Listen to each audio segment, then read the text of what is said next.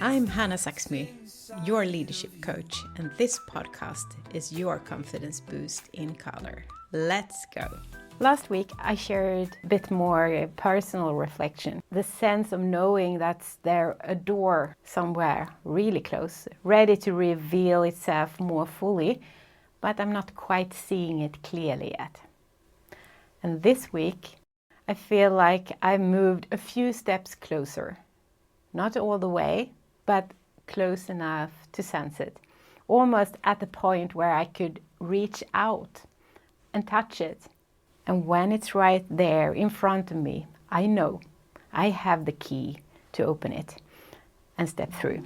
As I was editing the previous episode, something came back to me. A few weeks ago, I helped some friends move into their new home. And there were boxes everywhere, which of course makes sense. It's a family in the middle of life, full of lives, full of rooms, full of cupboards. And I caught myself thinking that me and my family, we have lived in our house now for over 19 years. If we were to move now, there would be so many more boxes than when we moved in first. Because we are double the size as a family, more memories, more things. And then comes the real question, what do I actually bring with me forward? Because it's one thing if you're moving somewhere bigger, but if you're downsizing, there's no avoiding it. At some point you have to decide what stays, what goes, and what do I carry forward. And what quietly comes along simply because I don't have the energy to decide at that point. That thing that you haven't used for 15 years, but still feels strangely hard to let go of. And this is where it becomes really interesting, because this isn't just about moving house. This is self-leadership. If you and I were to walk through a new door in life today, what would we choose to carry with us?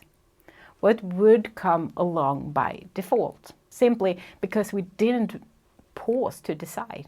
And what would we consciously leave behind or sort through?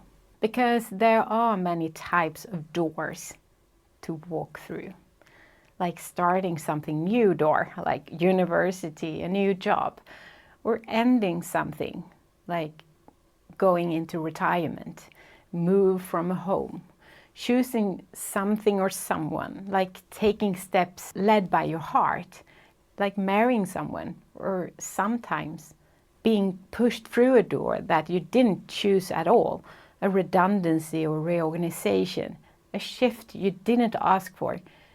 And when that happens, it becomes even more important to pause and ask, what do I take with me from this?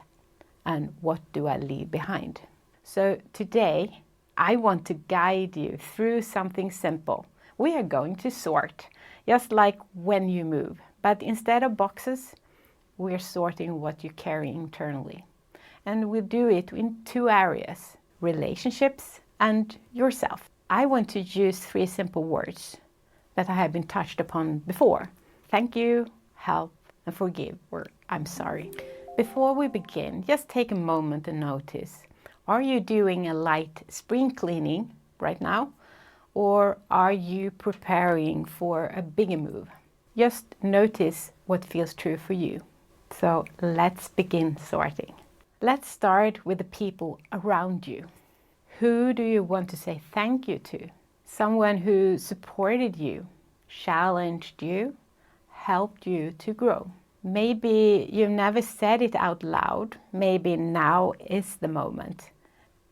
What do you carry forward with gratitude from this relationship? What have you learned from it?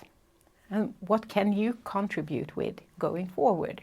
Looking ahead, where will you need support? And are you allowing yourself to ask for it? Is there someone already in your world who could walk alongside with you? Or is it time to actually invite someone new into that? Like a new mentor, a coach, a different perspective. What is one small step you can take to create that support? And then, is there someone you need to forgive? Not from pressure, but from a desire to move forward with more ease. Maybe something feels unfinished, something you have been carrying, and sometimes, even if the other person caused the hurt, choosing to forgive can create so much more space within you. Not because it was okay, but because you no longer want to carry it. I remember a moment many years ago when I was deeply hurt by someone close to me. We did speak, we did offer each other forgiveness, but at that time, I wasn't ready to receive it. So I carried it with me. And without realizing it, it shaped some of the decisions I made afterwards. It took me over a decade to recognize that I was still holding on to that hurt, to that grudge. So I picked up the phone, and this time I was ready to truly forgive and to truly receive the apology that had been offered. And the difference, well, you can feel it. When we meet now, it's no longer a polite, distant hello. There's warmth. And in that process, I also had to forgive myself for carrying it for so long. I live and learn as well. And that brings us to the second part, turning more inwards. Is there something you need to forgive yourself for? Maybe a decision that didn't go as you thought. A mistake, something you have kept replaying. What would it mean to say that it happened, I'm learning, and I'm allowed to move forward? Instead of carrying the weight, you carry the learning, which is much more lighter. And that, to me, is self-leadership. Not perfection, but learning faster and being kinder to myself along the way. The next question, what do you need more of going forward? Not more pressure, but better support. Do you need clearer boundaries, more space in your calendar, time to reflect at the end of your day? What systems could support you in becoming more of who you already are? And finally, what are you proud of?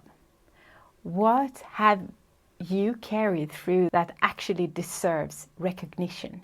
Because we're often very quick to move on.